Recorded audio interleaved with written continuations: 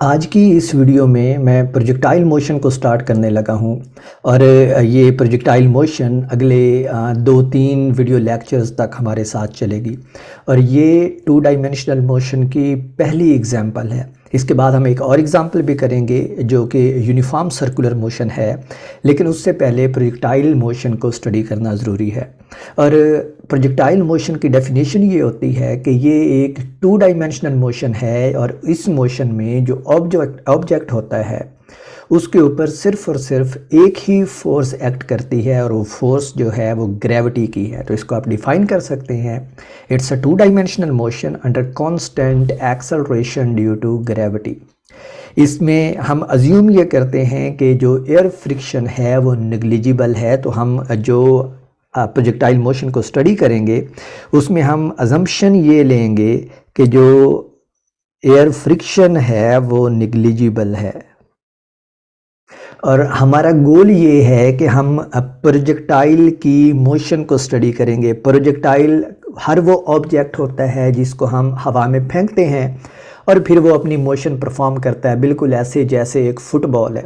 जब आप फुटबॉल को हिट लगाते हैं तो वो क्या होता है, ऊपर हवा में जाता है और उसके बाद कुछ मोशन वो परफॉर्म करता है और हम इस मोशन को स्टडी करना चाहते हैं और ये जो फुटबॉल है ये प्रोजेक्टाइल कहलाता है।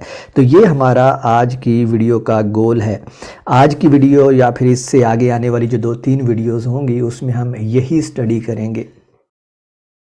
हम प्रोजेक्टाइल के बारे में क्या स्टडी करना चाहते हैं, हम ये स्टडी करना चाहते हैं कि एक दफ़ा अगर हम उसको इनिशियल वेलोसिटी दे दें और किसी इनिशियल एंगल के ऊपर उसको थ्रो कर दें तो उसके बाद किसी भी टाइम के ऊपर उसकी मोशन के दौरान उसकी फ़ाइनल वेलोसिटीज़ क्या होंगी, मतलब उसकी फ़ाइनल हॉरिजॉन्टल वेलोसिटी और उसकी वर्टिकल वेलोसिटी क्या होंगी, वो किस तरह का पाथ फॉलो करेगा जो कि उसकी ट्रेजेक्ट्री कहलाती है, वो कितनी बुलंदी तक जाएगा जो कि हाइट ऑफ प्रोजेक्टाइल कहलाती है, वो कितनी देर हवा में रहेगा जो कि उसका टाइम ऑफ फ्लाइट कहलाता है, और वो कितनी दूर जाके गिरेगा उस पॉइंट से जहाँ से हमने उसको थ्रो किया है जो कि उस प्रोजेक्टाइल की रेंज कहलाती है। तो हम इन सारी चीज़ों को देखना चाहते हैं, इन सारे सवालों के जवाब देना चाहते हैं।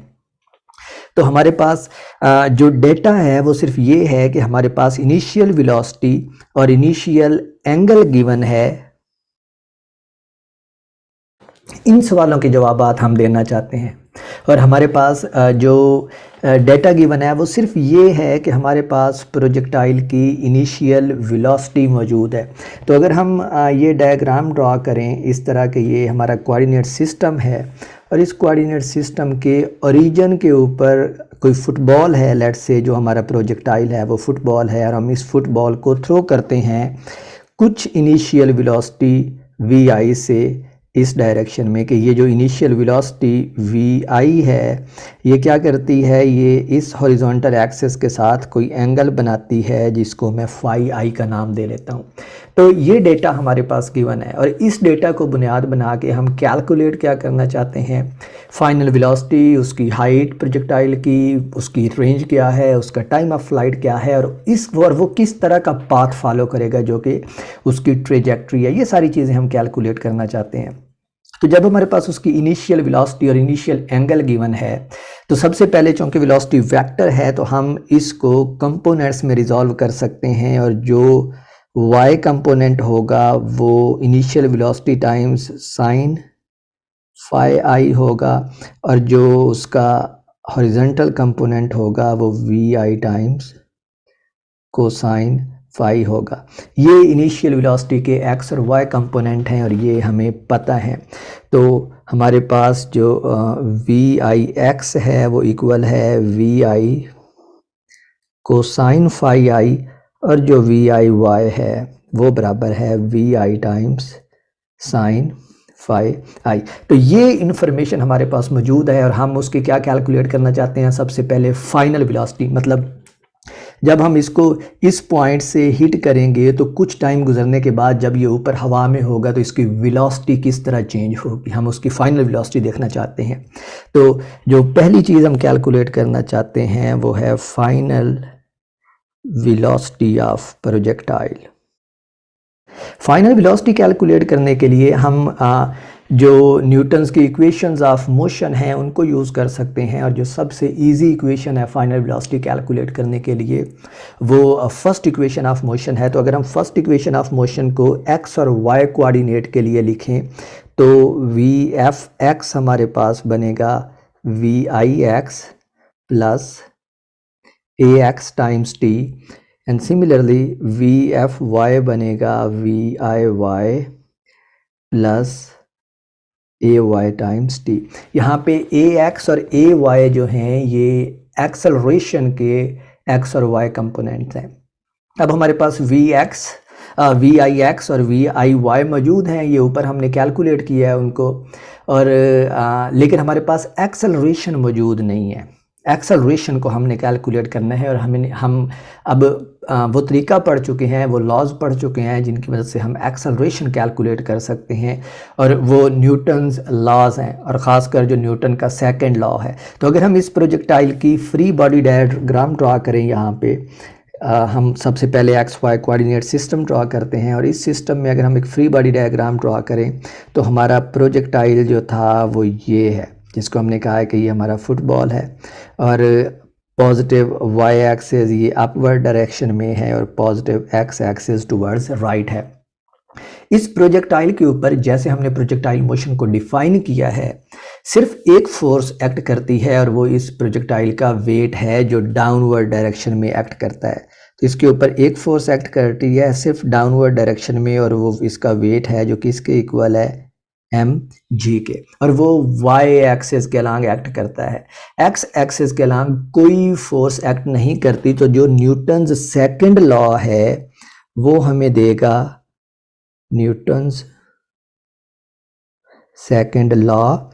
x एक्सिस के लिए वो हमें क्या बताता है, speciation Fx equals mass of the projectile times mass of projectiles times acceleration produced in the projectile along x-axis, and similarly summation Fy equals mass of the projectile times acceleration produced along y-axis।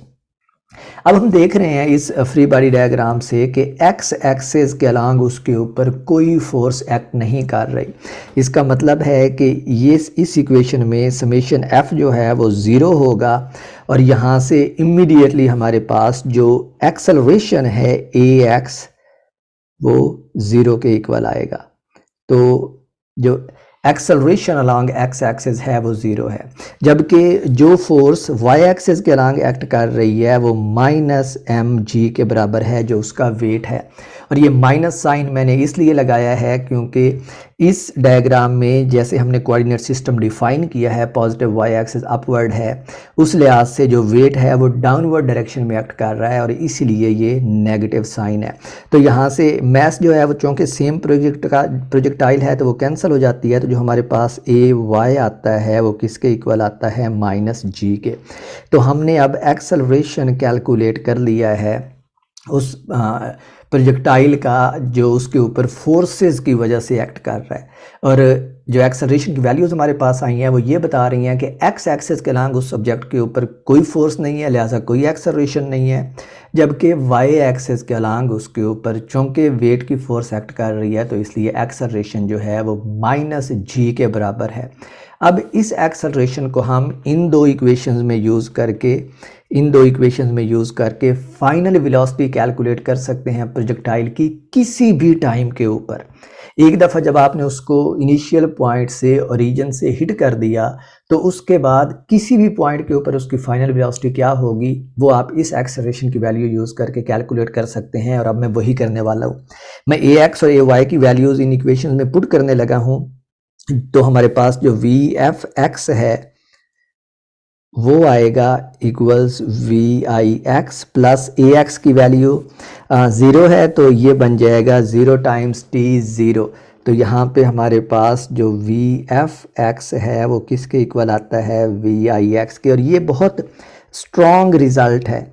ये हमें ये बता रहा है कि जो projectile की velocity का x कंपोनेंट है वो पूरी मोशन के दौरान वही रहता है जो उसका इनिशियल वेलोसिटी थी अलोंग x एक्सिस। यानी उसकी जो हॉरिजॉन्टल कंपोनेंट ऑफ वेलोसिटी है उसमें बिल्कुल कोई तब्दीली नहीं आती, और ये वाज़े है क्योंकि एक्स डायरेक्शन में उसके ऊपर कोई फोर्स अमल नहीं कर रही।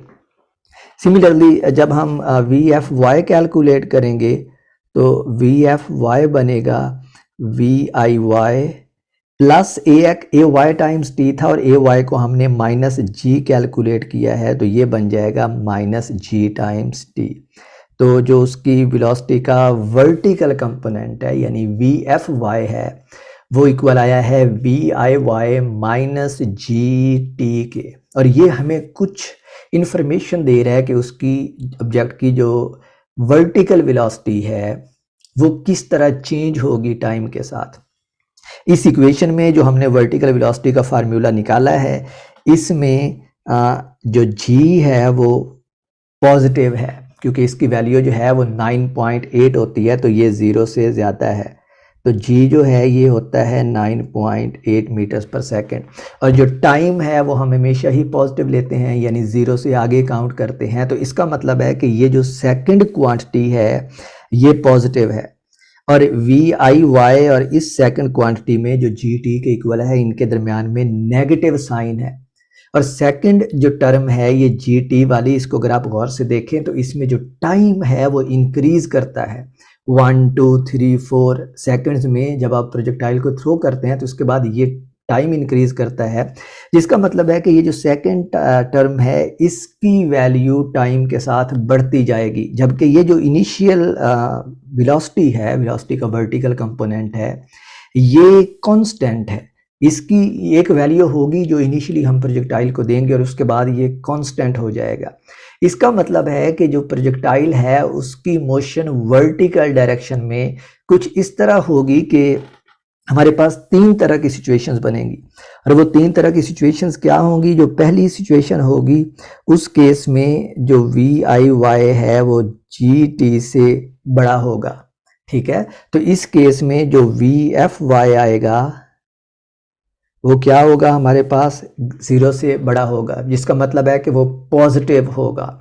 पॉजिटिव होने का मतलब है कि ऑब्जेक्ट जो है वो अपवर्ड डायरेक्शन में जा रहा है, पॉजिटिव वाई एक्सिस की तरफ। इस डायग्राम के अगर आप अंदर गौर करें तो ठीक है, तो इसका मतलब है आप इस जगह से प्रोजेक्टाइल को हिट करेंगे तो ये अपवर्ड डायरेक्शन में जाएगा towards positive Y axis.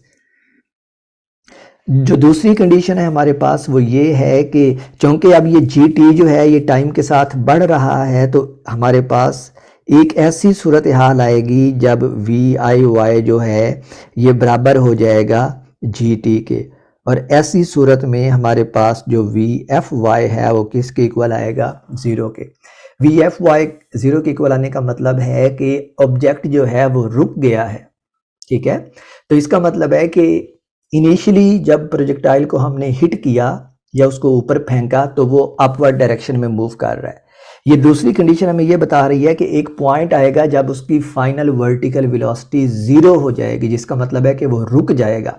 Let's look at now at the third case. और जो तीसरा केस है उसमें हम देखेंगे कि उस सिनेरियो में जो वी आई वाई है वो स्मॉलर होगा जी टी के, और ऐसा होगा क्योंकि टी जो है वो इंक्रीज हो रहा है, तो जी टी वाली जो टर्म है ये इवेंचुअली वी आई वाई से बड़ी हो जाएगी किसी टाइम के ऊपर। और ऐसी सूरत में जो वी एफ वाई है उसकी वैल्यू 0 से कम आएगी यानी नेगेटिव आएगी। अब चूंकि वेलोसिटी जो है वो एक वेक्टर क्वांटिटी है तो इसकी वैल्यू नेगेटिव आने का मतलब है कि ऑब्जेक्ट जो है अब वो नेगेटिव वाई एक्सिस की तरफ मूव कर रहा है। यानी इस डायग्राम में ये जो हमने शुरू में ड्रॉ की थी प्रोजेक्टाइल की, इसमें अब जो ऑब्जेक्ट है वो डाउनवर्ड डायरेक्शन में मूव कर रहा है। तो ये 3 सिचुएशंस हमें ये बताती हैं कि इनिशियली जब आपने प्रोजेक्टाइल को हिट किया तो वो अपवर्ड डायरेक्शन में जा रहा है, फिर उसकी मोशन के दौरान एक ऐसा पॉइंट आता है जहाँ पे वो रुक जाता है, और ये तीसरी जो कंडीशन है ये हमें ये बता रही है कि उस पॉइंट पे रुकने के बाद वो उधर रुका नहीं रहता बल्कि फिर डाउनवर्ड डायरेक्शन में मूव करने लग जाता है। तो अब हमारे पास प्रोजेक्टाइल की मोशन का एक इमेज सा आ गया है कि वो ऊपर जाता है, ऊपर जाके रुकता है किसी पॉइंट पे, और रुकने के बाद फिर वो नीचे आना शुरू हो जाता है। लेकिन इधर से अभी हमें ये नहीं पता कि एग्जैक्टली उसकी मोशन जो है, जो उसका पाथ है, वो किस तरह का होगा। और यकीनन आपने देखा होगा पहले कॉलेज की फ़िज़िक्स में कि उसका पाथ किस तरह का होता है, लेकिन मैं उसको अभी ड्रा नहीं करने वाला, बल्कि उसको मैं मैथमेटिकली पहले प्रूफ करूँगा कि हमारे पास उसकी ट्रेजेक्ट्री की इक्वेशन मैथमेटिकली कैसे बनती है, और फिर उस इक्वेशन को बुनियाद बना के हम उसका एक्चुअली पाथ ड्रा करेंगे। तो मैं आपको सिर्फ ये नहीं कह रहा कि आप बस मान लें कि प्रोजेक्टाइल जो है वो इस तरह का पाथ फॉलो करता है, बल्कि मैं आपको ये कह रहा हूँ कि हम उसको मैथमेटिकली ड्राइव करेंगे, और ड्राइव करने के बाद हम मैथमेटिक्स से देखेंगे कि हाँ जी, अब हमें पता चल रहा है कि जो प्रोजेक्टाइल है वो इस तरह का पाथ फॉलो करता है। और ये जो चीज़ है प्रोजेक्टाइल के बारे में, ये उसकी ट्रेजेक्ट्री कहलाती है। तो अब मैं प्रोजेक्टाइल की ट्रेजेक्ट्री ड्रा करना चाहता हूँ, या उसकी ट्रेजेक्ट्री की इक्वेशन फाइंड करना चाहता हूँ। लेकिन उससे पहले हमारे पास एक फाइनल बिट है इस टॉपिक के अंदर, और वो फाइनल बिट ये है कि हमारे पास ये फाइनल वेलोसिटी के एक्स और वाई कंपोनेंट आ गए हैं। ये एक्स कंपोनेंट है और ये वाई कंपोनेंट है। तो हमने अब फाइनल वेलोसिटी किसी एक पॉइंट के ऊपर लिखनी है, तो कैसे लिखेंगे? क्योंकि एक्स और वाई कंपोनेंट जो हैं ये रेक्टेंगुलर कंपोनेंट्स हैं, तो अगर हमारे पास एक्स और वाई कंपोनेंट हैं तो इससे हम टोटल वेलोसिटी का जो मैग्नीट्यूड है वो कैलकुलेट कर सकते हैं। और वेलोसिटी की जो मैग्नीट्यूड आएगी उसको आप लिख सकते हैं वी एफ इक्वल्स, ये फाइनल वेलोसिटी है, टोटल फाइनल वेलोसिटी, और ये किसके इक्वल आएगी? V f x squared plus v f y squared whole square root. ये सिंपली पाइथागोरस थ्योरम है। और अब वी एफ एक्स और वी एफ वाई की वैल्यूज़ हमारे पास मालूम है, हमने कैलकुलेट की हैं। जो वी एफ एक्स है वो किसके इक्वल आया है? वी आई एक्स के, यानी वो चेंज नहीं होता। और जो वी एफ वाई आया है वो इक्वल आया है v i y minus g times t के, और इसका स्क्वायर। तो अब देखें, अब जो वी एफ फाइनल वेलोसिटी का फार्मूला आ गया है वो सिर्फ उन क्वांटिटीज़ की फॉर्म में आ गया है जो हमें पता है। याद करें कि जब हमने प्रोजेक्टाइल को थ्रो किया था तो अजम्पशन में हमने क्या लिया था कि उसकी इनिशियल वेलोसिटी हमें मालूम है, और हम उसको किस एंगल के ऊपर थ्रो करते हैं ये भी हमें मालूम है। और ऐसा हम कर सकते हैं क्योंकि हम प्रोजेक्टाइल को थ्रो कर रहे होते हैं, तो ये चीज़ें हम कंट्रोल कर सकते हैं। एक दफ़ा हमने उसको थ्रो कर दिया तो फिर वो किस तरह की मोशन परफॉर्म करता है ये हम कंट्रोल नहीं कर सकते, और उस मोशन को देखने के लिए ही हमने ये सारी डेरिवेशन की है। तो इस फार्मूला में अगर आप देखें तो वी आई एक्स हमें पता है, वी आई वाई हमें पता है, जी कांस्टेंट है, और टी हम इसकी वैल्यू सब्स्टिट्यूट करेंगे, इसकी वो वैल्यू सब्स्टिट्यूट करेंगे जिस टाइम के ऊपर हम उसकी मोशन को देखना चाहते हैं। मिसाल के तौर पे आपने प्रोजेक्टाइल को हिट किया और उस हिट करने के 3 सेकंड बाद आप देखना चाहते हैं कि आप प्रोजेक्टाइल की फाइनल वेलोसिटी क्या है, तो आप टी को 3 सेकंड पुट कर दें और इसमें वी आई एक्स और वी आई वाई की वैल्यूज़ पुट करें, तो आप उस प्रोजेक्टाइल की फाइनल वेलोसिटी की मैग्नीट्यूड कैलकुलेट कर लेंगे। एक दफ़ा आपने मैग्नीट्यूड कैलकुलेट कर ली तो अब उसकी डायरेक्शन रह जाती है, और डायरेक्शन हम किधर से लेते हैं? हमें पता है कि जो एक्स और वाई कंपोनेंट हैं वेलोसिटी के वो राइट एंगल्ड होते हैं, यानी एक दूसरे के साथ 90 के एंगल बनाते हैं। तो हम सिंपली जो एंगल है फाइनल उसको अगर हम थीटा एफ से रिप्रेजेंट करें तो वो क्या आ जाएगा? tan इनवर्स वाई कंपोनेंट जो कि वी एफ वाई है डिवाइड बाई एक्स कंपोनेंट जो वी एफ एक्स है। तो वी एफ वाई और वी एफ एक्स की वैल्यूज़ हमने कैलकुलेट कर ली हैं, ये आई हैं v i y minus g t divide by v i x. तो ये वैल्यूज़ हम सब्स्टिट्यूट करके उस फाइनल वेलोसिटी की किसी भी पॉइंट के ऊपर डायरेक्शन भी कैलकुलेट कर सकते हैं। तो अब हमारे पास ये पहला पॉइंट आ गया है जिसमें हमने कहा कि अगर हम किसी प्रोजेक्टाइल को थ्रो करते हैं with some initial velocity and with some angle phi I which the projectile makes with the positive x axis, तो उसकी फाइनल वेलोसिटी किसी भी टाइम के ऊपर क्या होगी? तो हमने उसकी फाइनल वेलोसिटी कैलकुलेट कर ली है, और जो कैलकुलेट करने के लिए हमने मेथड यूज़ किया है वो ये है कि हमने उस फाइनल वेलोसिटी के कंपोनेंट्स फाइंड किए हैं, एक्स कंपोनेंट और वाई कंपोनेंट, और फिर एक्सेलरेशंस हमें मालूम नहीं थे तो हमने न्यूटन्स लॉ को यूज़ करते हुए एक्सेलरेशन कैलकुलेट किए हैं, और जिससे हमारे पास ये नतीजा आया है कि जो एक्सेलरेशन अलॉन्ग एक्स एक्सिस है वो 0 है, क्योंकि एक्स एक्सिस की तरफ कोई फोर्स नहीं लग रही। तो इसका मतलब है कि ऑब्जेक्ट की जो हॉरिजॉन्टल वेलोसिटी है वो पूरी मोशन के दौरान चेंज नहीं होती। This is very important point, you need to remember this. और फिर हमने जब वर्टिकल एक्सेलरेशन कैलकुलेट किया तो वो माइनस जी के इक्वल आया, जिससे हमें ये पता चला कि जो ऑब्जेक्ट की वेलोसिटी है, वर्टिकल वेलोसिटी है, वो टाइम के साथ साथ चेंज होती है। शुरू में पॉजिटिव होती है, फिर एक पॉइंट आता है जहाँ पे जाके वो ज़ीरो हो जाती है और उसके बाद नेगेटिव हो जाती है, जो हमें ये बताता है कि ऑब्जेक्ट पहले ऊपर जाएगा, फिर एक पॉइंट पे जाके रुकेगा और उसके बाद नीचे आना शुरू हो जाएगा। लेकिन एग्जैक्टली अभी वो किस तरह का पाथ फॉलो करता है वो हमने नहीं देखा। वो अब मैं प्रूफ करने वाला हूँ कि वो किस तरह का पाथ फॉलो करता है, और उसको प्रूफ करने के बाद फिर हम उसकी डायग्राम ड्रा करके उसको ज्योमेट्रिकली देखेंगे कि वो एग्जैक्टली किस तरह का पाथ फॉलो करता है। तो अब हम इक्वेशन ड्राइव करते हैं प्रोजेक्टाइल की ट्रेजेक्ट्री सिंपली वो पाथ होता है जो प्रोजेक्टाइल फॉलो करता है। और ट्रेजेक्ट्री की इक्वेशन लिखने के लिए हम क्या करते हैं, चूँकि ट्रेजेक्ट्री पाथ है तो इसका मतलब है कि हमें प्रोजेक्टाइल की मोशन के एक्स और वाई कंपोनेंट्स चाहिए, यानी उसकी पोजीशन हमें चाहिए, ठीक है। और हम उसकी पोजीशन को क्या करेंगे, उसकी ये देखेंगे कि अगर हम एक्स एक्सिस के अलांग उसके डिस्टेंस को वेरी करते हैं तो वाई एक्सिस के अलांग उसका डिस्टेंस किस तरह वेरी करेगा। यानी हम एक इक्वेशन लिखना चाहते हैं जिसमें हम वाई को इन टर्म्स ऑफ एक्स लिखेंगे, सही है। और एक्स और वाई जो हैं उसकी हॉरिजॉन्टल और वर्टिकल पोजीशंस हैं प्रोजेक्टाइल की किसी भी टाइम के ऊपर। और अगर हमने एक्स और वाई फाइंड करने हैं तो अगेन हमें वापस न्यूटन्स की इक्वेशन ऑफ मोशन के ऊपर जाना पड़ेगा। और हमें पता है कि सेकंड इक्वेशन ऑफ मोशन वो इक्वेशन है जो हमें किसी भी ऑब्जेक्ट की पोजीशन बताती है with respect to some origin. तो अगर हम एक्स और वाई एक्सिस के लिए सेकंड इक्वेशन ऑफ मोशन लिखें तो जो एक्स एक्सिस के लिए इक्वेशन थी वो थी डेल्टा एक्स, जो थी x f minus x I, final position of the object minus initial position of the object. और इनिशियल पोजीशन को हम हमेशा ही अपनी जब हमारी चॉइस होती थी तो उसको ओरिजिन के ऊपर लेते थे तो ये ज़ीरो हो जाता था। और याद रखें कि इस केस के लिए भी ये जो डायग्राम मैंने ड्रा की थी प्रोजेक्टाइल की, इस केस के लिए भी मैंने प्रोजेक्टाइल को ओरिजिन के ऊपर ही लिया है। इसका मतलब है जो एक्स आई और वाई आई की वैल्यूज़ हैं वो ज़ीरो हैं, लेकिन इन जनरल ये प्रोजेक्टाइल किसी भी जगह पे हो सकता है और आप एक्स आई की वैल्यू सिंपली इस इक्वेशन में यूज़ कर लेते हैं। तो ये इक्वल था v i x times t plus half a x times t squared.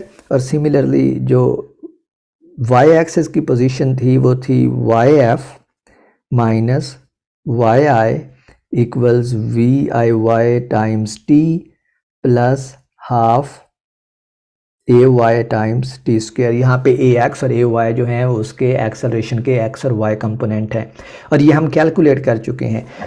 जो ए एक्स है वो किसके बराबर आया है, ये भी जो हमने ऊपर कैलकुलेट किया है वो ज़ीरो के इक्वल आया है, और जो ए वाई है वो किसके इक्वल था, माइनस जी के इक्वल था। तो अगर हम ये वैल्यू सब्सटीट्यूट कर दें इन इक्वेशंस में तो जो डेल्टा एक्स बनता है ये इक्वल आता है v i x times t plus zero, क्योंकि ए एक्स ज़ीरो है तो ये सारी टर्म ज़ीरो हो जाएगी। तो यहाँ से हमारे पास डेल्टा एक्स किसके इक्वल आ गया, v i x times T.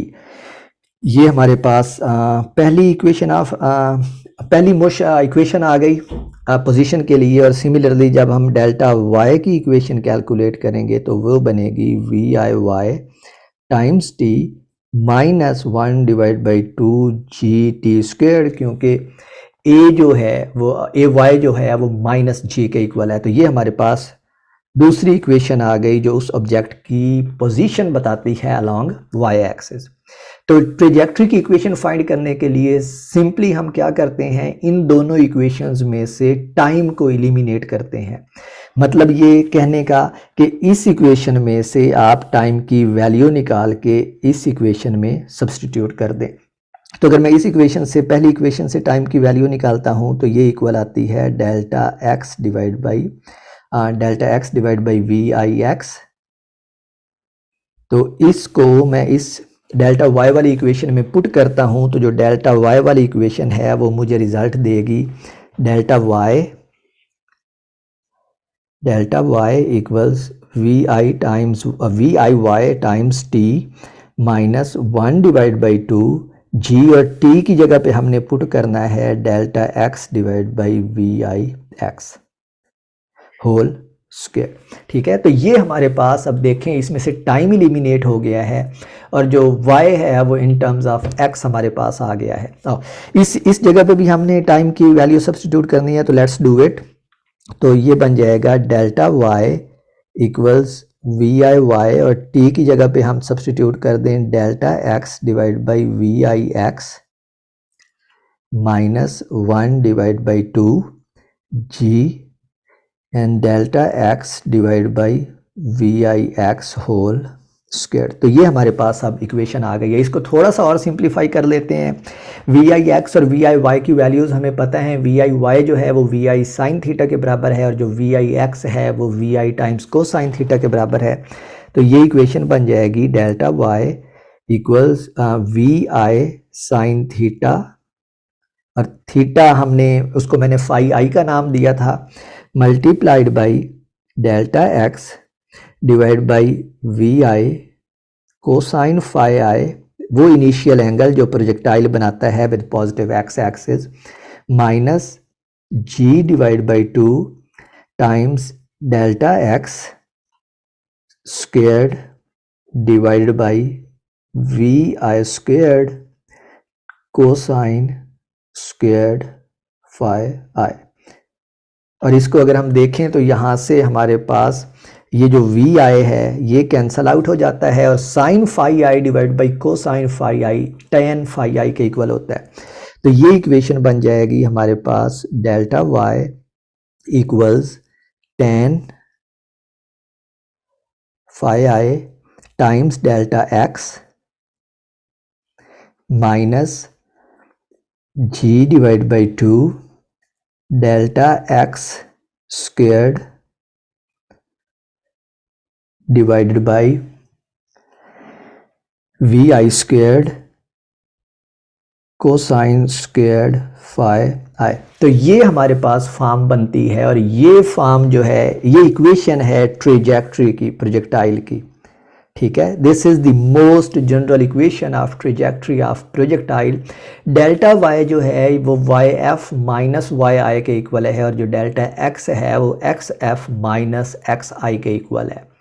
अगर आपका जो प्रोजेक्टाइल है वो जिस पॉइंट से लॉन्च हो रहा है वही आपका ओरिजिन है कोऑर्डिनेट सिस्टम का, तो फिर एक्स आई और एक्स एफ ज़ीरो हो जाएंगे। ठीक है, ये बहुत इंपॉर्टेंट पॉइंट है, मैं इसको यहाँ पे लिखता हूँ। if the launch point of the projectile is the same as the origin of coordinate system, then xi and yi would be 0। तो ऐसी सूरत में ये जो इक्वेशन ऑफ ट्रेजेक्ट्री है ये बन जाएगी yf इक्वल्स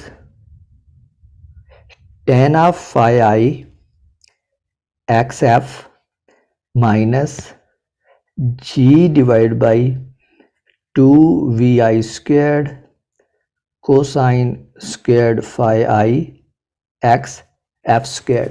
और अब देखें तो इस पूरी इक्वेशन में सिर्फ x भी एक है और y भी एक है, तो आप ये जो सबस्क्रिप्ट में f आ रहा है इसको बेशक ना लिखें, तो इसको हम अरेज कर सकते हैं। ये जो f है ये हर जगह से अरेज कर सकते हैं, तो हमारे पास जो ट्रेजेक्ट्री है वो कुछ इस तरह की बनेगी। तो ये इक्वेशन है जब आपका ओरिजिन ऑफ कोऑर्डिनेट सिस्टम वही हो जहाँ से आपने प्रोजेक्टाइल को लॉन्च किया है, वरना इन जनरल ये ऊपर वाली इक्वेशन है। और मैं यही रेकमेंड करूँगा कि आप इस इक्वेशन को याद रखें, या फिर ये प्रोसेस याद रखें कि इस इक्वेशन को हमने कैसे ड्राइव किया है। अब इस इक्वेशन के ऊपर अगर आप देखें एक लम्हे के लिए, तो इस इक्वेशन में हमारे पास जो फाई आई है ये इनिशियल एंगल है, और ये हमें पता है कि ये एंगल कितना है क्योंकि हम प्रोजेक्टाइल को लॉन्च करते हैं। तो इसका मतलब है ये tan फाई आई जो है ये एक नंबर है, इट्स अ कांस्टेंट।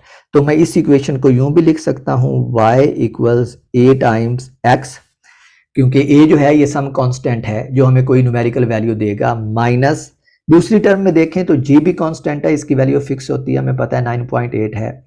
और vi जो है ये उसकी इनिशियल वेलोसिटी है जो हमें पता है क्योंकि हमने प्रोजेक्टाइल को लॉन्च किया है, यही तो हमारी अजम्पशन थी जहां से हमने ये सारी बात स्टार्ट की थी। और कोसाइन फाई आई अगेन जो है ये हमें कुछ न्यूमेरिकल वैल्यू देगा। तो ये सारा फैक्टर जो है, ये वाला फैक्टर जो है इस सेकंड टर्म में ये भी कांस्टेंट है, और इस कांस्टेंट को मैं नाम देता हूं b का। Multiplied by x square. तो ए और बी इसमें कांस्टेंट है, तो हमारे पास y की इक्वेशन आ गई है इन टर्म्स ऑफ x। और ये इक्वेशन जो है ये मैथमेटिक्स से आपको याद होगी, इसको हम कहते हैं इक्वेशन ऑफ पैराबोला। और ये इक्वेशन हमने किस ऑब्जेक्ट के लिए ड्राइव की है? प्रोजेक्टाइल के लिए। हर वो ऑब्जेक्ट जो प्रोजेक्टाइल मोशन परफॉर्म कर रहा होगा वो इस तरह की मैथमेटिकल इक्वेशन फॉलो करेगा। और ये मैथमेटिकल इक्वेशन पैराबोला की इक्वेशन है, और हमें पता है कि पैराबोला किस शेप का होता है। इसका मतलब है कि जो प्रोजेक्टाइल की ट्रेजेक्ट्री है वो पैराबोलिक है, यानी प्रोजेक्टाइल जो है वो पैराबोलिक पाथ फॉलो करता है। और अब हम उसको ड्राइव कर सकते हैं। जो पैराबोलिक पाथ है वो किस तरह का होता है, उसको अगर हम यानी इस इक्वेशन का अगर हम ग्राफ प्लॉट करें तो हमारे पास कुछ इस तरह का पाथ आएगा कि यहाँ से ओरिजिन से वो स्टार्ट करेगा, किसी ऊंचाई पे जाएगा और फिर वापस इस पॉइंट पे आ जाएगा। ये जो पाथ है ये इस प्रोजेक्टाइल का पाथ है, जो हमारे केस में हम फुटबॉल कंसीडर कर रहे थे। सही है, तो ये उसका y कोऑर्डिनेट है, ये उसका x कोऑर्डिनेट है, और ये पाथ जो है ये हर वो चीज़ फॉलो करेगी जिसको हम ऊपर फेंकते हैं विद सम इनिशियल एंगल। तो इसको अगर हम देखें तो यहाँ पे ये इनिशियल वेलोसिटी थी उसकी जो हमने उसको दी थी, और ये उसका इनिशियल एंगल था फाई आई जो अगेन हमने उसको दिया था। और अब इससे हम ये भी देख सकते हैं कि ये जो प्रोजेक्टाइल है इसकी जो हमने पहले पार्ट में इस आज के लेक्चर के पहले पार्ट में ये फाइनल वर्टिकल वेलोसिटी और फाइनल हॉरिजॉन्टल वेलोसिटी कैलकुलेट की थी, हम ये भी देख सकते हैं कि ये किस तरह से चेंज होंगी। यानी ये वाली तीन कंडीशंस, ये वाली कंडीशंस जो हैं ये हम देख सकते हैं कि ये हमें क्या बता रही हैं, और मैं अब यही करने वाला हूँ। मैं इसी पाथ को लेता हूँ, ये वाला जो पाथ है जो पैराबोलिक, जो हमने देख लिया है कि अब जो हमारा प्रोजेक्टाइल है वो इस तरह का पाथ फॉलो करता है, और इसके लिए मैं ड्रॉ करता हूँ वेलोसिटी वेक्टर। तो let me arrays these angles ताकि मैं वेलोसिटी वेक्टर्स ड्रॉ कर सकूँ। तो फर्ज करें कि इनिशियली हमारे पास ये पॉइंट था, इस पॉइंट के ऊपर जब प्रोजेक्टाइल है तो उसका जो इनिशियल कंपोनेंट है v, जो फाइनल कंपोनेंट है वो किसके बराबर होगा? इनिशियल कंपोनेंट के। यही हमने प्रूफ किया कि जो VFX है वो VIX के बराबर है। और जो वर्टिकल कंपोनेंट है फर्ज करें कि उसकी लंबाई जो है ये हमारे पास VFY है। इसके बाद हमने देखा कि अगर प्रोजेक्टाइल इस पॉइंट पे जाता है तो हमने मैथमेटिकली प्रूफ किया है कि जो उसका हॉरिजॉन्टल कंपोनेंट है वो सेम रहता है। तो आप अगर एरो की लेंथ को देखें तो जो ये एक्स कंपोनेंट वाले वेलोसिटी के एरो की लेंथ है ये वाली, ये सेम रहेगी इन दोनों केसेस में। लेकिन ये जो वर्टिकल कंपोनेंट है हमने मैथमेटिकली यहाँ पे ये ड्राइव किया है कि ये जो VFY है ये क्या होता है, टाइम के साथ डिक्रीज हो रहा है, क्योंकि ये जो GT वाली टर्म है ये कम हो रही है। तो जो VFY है वो टाइम के साथ कम हो रहा है, तो इसका मतलब है कि अब जब ये इस वाले पॉइंट के ऊपर पहुंचेगा तो ये जो VFY है ये इस एरो की लेंथ थोड़ी सी कम हो जाएगी। और फिर इस पॉइंट पे जब पहुंचेगा तो ये वो पॉइंट है जिसके बारे में हमने देखा था कि VFY जो है वो ज़ीरो हो जाता है। तो यहाँ पे VFX तो नॉन ज़ीरो होगा, लेकिन VFY जो है वो VFX नॉन ज़ीरो है वो सेम रहेगा, लेकिन जो VFY है वो ज़ीरो हो जाएगा। और इसलिए मैंने VFY के लिए कोई एरो शो नहीं किया यहाँ पे। उसके बाद अब ये तीसरा हमारे पास वो वाला पॉइंट आता है जब प्रोजेक्टाइल वापस आ रहा होता है और VFY की वैल्यू नेगेटिव हो जाती है। क्योंकि VFY जो है ये वेलोसिटी है और वेलोसिटी वेक्टर क्वांटिटी है, और वेक्टर क्वांटिटी की वैल्यू नेगेटिव होने का मतलब है कि अब वो अपोजिट डायरेक्शन में मूव कर रहे हैं उस डायरेक्शन से जिसमें वो पहले मूव कर रहे थे। तो इस केस में अब हमारे पास जो ये वेलोसिटी का वेक्टर बनेगा वो VFY का वो डाउनवर्ड डायरेक्शन में आ जाएगा। और VFX जो है इंटरेस्टिंगली वो उतना ही रहेगा जितना शुरू में था, और यही चीज़ हमने देखी है कि जो VFX है वो चेंज नहीं होता। और फाइनली अगर हम एक और यहाँ पे पॉइंट ले और यहाँ पे देखें तो VFX तो सेम रहेगा, लेकिन जो VFY है अब वो क्या हो जाएगा, डाउनवर्ड डायरेक्शन में हो जाएगा। तो VFY जो है वो डाउनवर्ड डायरेक्शन में हो गया। ये पॉइंट जो मैंने लिए हैं ये मैंने इस तरह लिए हैं कि ये वाला पॉइंट बिल्कुल इस वाले पॉइंट के अपोजिट है। तो आप देख लें कि यहाँ पे VFY जो है ये अपवर्ड डायरेक्शन में है, तो यहाँ पे VFY जो है ये डाउनवर्ड डायरेक्शन में हो गया। यहाँ पे ये अपवर्ड है विद स्मॉलर लेंथ, तो यहाँ पे ये डाउनवर्ड है विद स्मॉलर लेंथ, और लेकिन ये वाली लेंथ जो है ये इस वाली लेंथ के बराबर होगी, क्योंकि ये बिल्कुल मैंने एक लेवल पे लिए हैं। और ये प्रोजेक्टाइल मोशन की प्रॉपर्टी है कि जो वेलोसिटी उसकी स्टार्टिंग पॉइंट पे होगी, यानी इस पॉइंट पे होगी जहाँ से हमने उसको लॉन्च किया है, वही वेलोसिटी उसकी इस पॉइंट पे भी होगी जहाँ पे वो दोबारा उसी लेवल पे आता है। ठीक है, तो इसका मतलब है कि जो वेलोसिटी उसकी इस पॉइंट पे है अपवर्ड डायरेक्शन में, वही वेलोसिटी उसकी इस पॉइंट पे होगी लेकिन डाउनवर्ड डायरेक्शन में। हॉरिजॉन्टल कंपोनेंट चेंज नहीं होगा, लेकिन वर्टिकल जो कंपोनेंट है वो इस तरह चेंज होगा। अब हमने ये सारी चीज़ें समझ ली, तो अब लाजिम है कि हम इसके रिलेटेड कुछ ना कुछ एग्ज़ाम्पल्स भी सॉल्व करें, ताकि हमें जो चीज़ें हमने पढ़ी हैं उनका पता चल सके। तो अब मैं इनके रिलेटेड कुछ एग्ज़ाम्पल्स सॉल्व करता हूं, क्योंकि एग्ज़ाम्पल्स, प्रॉब्लम्स, यही हमारा गोल है कि हम जो टॉपिक्स को समझते हैं, थ्योरी पढ़ते हैं, तो फिर उनको प्रॉब्लम सॉल्विंग के ऊपर अप्लाई करें। जो पहली एग्ज़ाम्पल मैं सॉल्व करना चाहता हूँ वो ये एक्सरसाइज है HRK की बुक से, और ये एक्सरसाइज 15 है चैप्टर 4 की। इसकी स्टेटमेंट ये है, a dart is thrown horizontally towards the bull's eye point P on the dart board. तो ये हमारे पास डार्ट बोर्ड है और इसके ऊपर ये पॉइंट P उसके सेंटर में दिखाया गया है। तो कहा यह गया है कि एक डार्ट जो है वो सीधा हॉरिजॉन्टली इस पॉइंट P की तरफ फेंकी जाती है with a speed of 10 meters per second. It hits at point Q on the rim. लेकिन ये पॉइंट P को हिट करने की बजाय ये इसकी बॉटम के ऊपर पॉइंट Q के ऊपर हिट करती है, और जब वो पॉइंट Q के ऊपर हिट करती है तो उसे 0.19 सेकंड का टाइम लगता है, जैसा कि डायग्राम में दिखाया गया है। तो जो हमसे पूछा गया है वो ये है कि what is the distance PQ and B how far away from the dart board did the player stand, कि इस डार्ट बोर्ड से प्लेयर कितनी दूर खड़ा है। तो इसकी अगर हम फ्री बॉडी डायग्राम ड्रा करें तो फ़र्ज़ करें कि ये हमारे पास डार्ट बोर्ड है, और इस डार्ट बोर्ड के बिल्कुल फ़र्ज़ कर लेते हैं हम, ये हॉरिजॉन्टल एक्सिस है X, ये Y, और यहाँ पे वो प्लेयर खड़ा हुआ है जो इस यहाँ से डार्ट को फेंक रहा है। तो अगर ये वाला पॉइंट जो है ये पॉइंट P है और ये वाला पॉइंट जो है ये पॉइंट Q है, सही है। तो ये जो प्लेयर है ये डायरेक्टली इस पॉइंट P की तरफ इस डार्ट को फेंकता है, लेकिन ये डार्ट जाती किधर है, पॉइंट P पे जाने की बजाय किधर जाके लगती है, पॉइंट Q पे जाके लगती है। तो अब मैं अपने कोऑर्डिनेट सिस्टम को थोड़ा सा रीडिफाइन करता हूँ अपनी आसानी के लिए, और वो कोऑर्डिनेट सिस्टम की रीडेफिनेशन इस तरह है कि मैं इस पॉइंट के ऊपर अपना X और Y एक्सिस लेता हूँ जहाँ पे प्लेयर खड़ा हुआ है। तो अब हमारे पास सिनेरियो कुछ यूँ है कि प्लेयर यहाँ से डार्ट को फेंकता है और वो 0.19 सेकंड के बाद इस पॉइंट Q पे आके टकराती है। जो चीज़ें हमने कैलकुलेट करनी है उनमें पहली ये है कि आपने ये डिस्टेंस PQ कैलकुलेट करना है, और जो दूसरी चीज़ है वो हमने ये हॉरिजॉन्टल डिस्टेंस कैलकुलेट करना है। Let's call this X। तो अब हमें पता है कि जो हॉरिजॉन्टल मोशन और जो वर्टिकल मोशंस हैं ये दोनों इंडिपेंडेंट मोशंस हैं।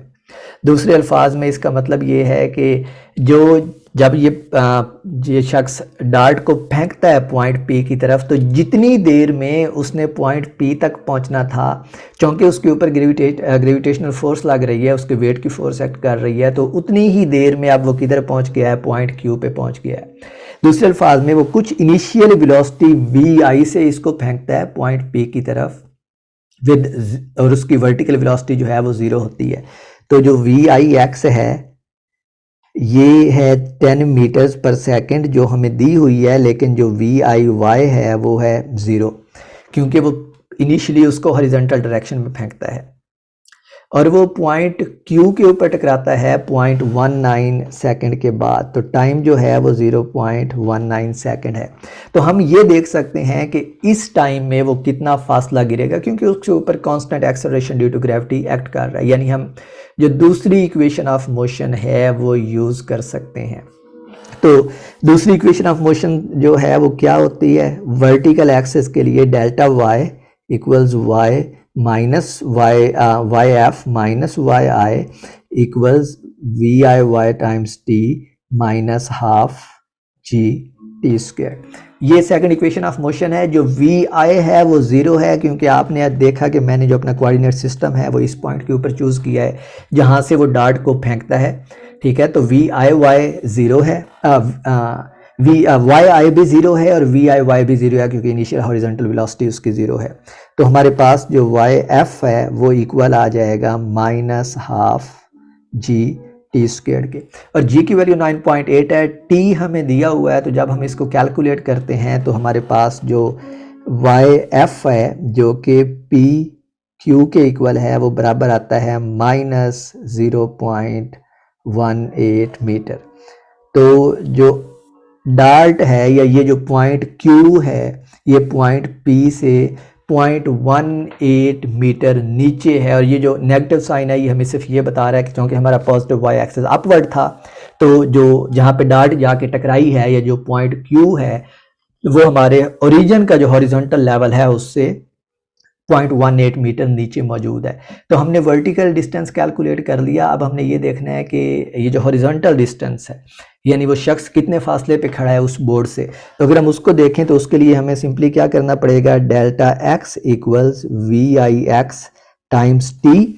जितना उसने टाइम लिया है पॉइंट पी तक जाने में वो टाइम हमें गिवन है 0.19 सेकेंड, और वी आई एक्स भी गिवन है, तो हम यहाँ से वो फासला कैलकुलेट कर सकते हैं जितनी दूर वो खड़ा है। तो ये फासला इक्वल होता है x f minus x I equals v i x times t, और एक्स आई अगेन ज़ीरो है क्योंकि मैंने अपना ओरिजिन उसी जगह पे चूज़ किया हुआ है जिस जगह पे कुछ शख्स खड़ा हुआ है। तो यहाँ से हमारे पास जो एक्स एफ है ये फासला इक्वल आ जाएगा v i x times t, और जब आप इसकी वैल्यूज सब्सटीट्यूट करते हैं तो ये हमारे पास आता है 1.9 मीटर। तो वो जो शख्स है वो इस डार्ट बोर्ड से 1.9 मीटर के फासले के ऊपर खड़ा हुआ है। जो दूसरी एग्जांपल मैं सॉल्व करने जा रहा हूँ इस आज के टॉपिक के रिलेटेड, वो एक्सरसाइज 22 है, हेलिडे, रेजनिक और क्रेन की बुक के चैप्टर नंबर 4 की, और इसकी स्टेटमेंट ये है, at what initial speed must the basketball player throw the ball at 55 degrees above the horizontal to make the foul shot as shown in the figure. The basket rim is 18 inch in diameter. Obtain other data from the figure, और figure हमारे पास दी हुई है। और ये एक बहुत interesting example है जिसमें हम डायरेक्टली इक्वेशन ऑफ ट्रेजेक्ट्री जो हमने ऊपर ड्राइव किया है उसको यूज़ कर सकते हैं, लेकिन कुछ कंडीशंस के अंडर, और वो कंडीशंस मैं आपको बताऊंगा जब मैं इसको सॉल्व करूंगा कि हम क्यों डायरेक्टली ये यूज़ कर सकते हैं। तो हमसे ये पूछा गया है कि किस इनिशियल वेलोसिटी के साथ ये जो बास्केटबॉल प्लेयर है ये इस गेंद को फेंके कि ये उस रिंग के अंदर चली जाए। अब जो इक्वेशन ऑफ ट्रेजेक्ट्री हमने ड्राइव की थी वो इक्वेशन ऑफ ट्रेजेक्ट्री ये थी, delta y equals tan phi i times delta x most general form में minus g divided by 2 v i square cosine square phi i times delta x square. ठीक है, तो ये हमारे पास मोस्ट जनरल फॉर्म थी इक्वेशन ऑफ ट्रेजेक्ट्री की। और इस इक्वेशन में अगर हम देखें तो जो चीज़ें हमारे पास हैं वो y कोऑर्डिनेट की वैल्यूज़, x कोऑर्डिनेट की वैल्यूज़, इनिशियल एंगल और इनिशियल वेलोसिटी, ये वो चार फिज़िकल क्वांटिटीज़ हैं जो हमें चाहिए। यानी इनमें से अगर तीन हमारे पास हों तो हम चौथी को कैलकुलेट कर सकते हैं। अब इस प्रॉब्लम में हमसे इनिशियल स्पीड पूछी हुई है, इसका मतलब है कि हम इस इक्वेशन को यूज़ करके इनिशियल स्पीड कैलकुलेट कर सकते हैं अगर हमारे पास डेल्टा y हो, डेल्टा x हो और इनिशियल एंगल भी गिवन हो जिसके ऊपर प्रोजेक्टाइल को फेंका जाता है। और इंटरेस्टिंगली इस प्रॉब्लम में ये तीनों क्वांटिटीज़ गिवन है। इसका मतलब है कि हम बहुत आसानी से एक ही स्टेप में वी आई को कैलकुलेट कर सकते हैं। लेकिन इसमें थोड़ा सा इंटरेस्टिंग चीज़ जो है वो ये है कि हमने ये देखना है कि हमने अपना कोऑर्डिनेट सिस्टम जो है वो किस जगह के ऊपर चूज़ करना है, क्योंकि जब हम कोऑर्डिनेट सिस्टम को चूज़ करेंगे तो फिर हमें पता चलेगा कि हमारे पास डेल्टा एक्स और डेल्टा वाई की क्या वैल्यूज़ हैं। और सबसे जो आसान तरीका है कोऑर्डिनेट सिस्टम चूज़ करने का वो ये है कि आप एंगल को देखें। अगर इनिशियल एंगल दिया हुआ है तो आप अपना कोऑर्डिनेट सिस्टम उसी पॉइंट पे चूज़ करें जहाँ पे पे वो प्रोजेक्टाइल जो है एंगल बना के फेंका जा रहा है, जैसे कि इस डायग्राम में है। इस डायग्राम में अगर हम देखें तो इस पॉइंट से प्रोजेक्टाइल को फेंका जा रहा है 55 डिग्री के एंगल के ऊपर। तो आप अपना एक्स और वाई एक्सेस इधर चूज करें, तो ये अब हमारा पॉजिटिव वाई हो जाएगा और ये पॉजिटिव एक्स हो जाएगा, और ये पॉइंट जो है ये ओरिजिन हो जाएगा, ये वाला पॉइंट जो है ओरिजिन। तो अब ओरिजिन के साथ 55 डिग्रीज का एंगल बना रहा है, तो फाई आई जो है वो इस केस में कितना है 55 डिग्रीज, ये हमारे पास आ गया। अब हमने देखना है डेल्टा वाई। डेल्टा वाई क्या होता है, फाइनल पोजीशन वर्टिकल डायरेक्शन में माइनस इनिशियल पोजीशन। तो जो डेल्टा वाई है वो इक्वल होता है वाई एफ माइनस वाई आई। अब आपने देखना है कि वाई एफ क्या है, यानी ये वो पॉइंट है जहाँ पे प्रोजेक्टाइल जाके लॉन्च होता है, जहाँ पे टकराता है अपने टारगेट को। तो अगर हम इसी डायरेक्शन में इस लाइन को जो मैंने एक्स एक्सिस है इसको आगे बढ़ाऊं, तो ये वाला जो डिस्टेंस है ये वाला ये मेरा वाई एफ है, और ये डिस्टेंस दिया हुआ है, कितना दिया हुआ है अगर हम देखें तो ये टोटल डिस्टेंस जो दिया हुआ है ग्राउंड से इधर तक ये 10 फीट है, सही है। और मुझे क्या चाहिए, ये वाला डिस्टेंस चाहिए जिसको मैंने वाई एफ से रिप्रेजेंट किया है, लेकिन हमारे पास ये डिस्टेंस भी तो दिया हुआ है जो वाई आई है, और ये 7 फीट के बराबर है, ठीक है। तो जो मेरे पास डेल्टा वाई आ जाएगा यहाँ से वो वाई एफ माइनस, यानी टोटल 10 फीट माइनस 7 फीट आ जाएगा। तो जो डेल्टा वाई आएगा मेरे पास वो कितना आ जाएगा, इस केस में 3 फीट आ जाएगा। तो जो डेल्टा वाई आता है यहाँ से वो आ गया 3 फीट। और फाइनली अब हमने डेल्टा एक्स लेना है, तो डेल्टा एक्स आप इसके बॉटम पे देखें, टोटल डिस्टेंस जो है वो 14 फीट दिया हुआ है, लेकिन ये 1 फीट का फासला और भी दिया हुआ है जहाँ से उसका नी है और जहाँ पे उसके हाथ हैं जहाँ से वो लॉन्च करता है। तो इसका मतलब है जो डेल्टा एक्स है वो 14 माइनस 1 फीट है जो कि 13 फीट के बराबर है। तो अब हमारे पास फाई आई भी आ गया, डेल्टा वाई भी आ गया और डेल्टा एक्स भी आ गया। तो आप इस इक्वेशन में सारी वैल्यूज़ पुट करें और वी आई के लिए इसको सॉल्व करें, तो जो वी आई की वैल्यू हमारे पास आ जाती है वो 22.9 फीट पर सेकंड आती है। चूँकि ये वेलोसिटी है तो इसके जो यूनिट हैं जो उन्होंने इसमें दिए हुए हैं, चूँकि डिस्टेंसेस सारे फीट में दिए हुए हैं, तो हमारे पास वेलोसिटी जो है वो भी फीट पर सेकंड में आएगी। ये डायरेक्ट यूज़ था इक्वेशन ऑफ ट्रेजेक्ट्री का।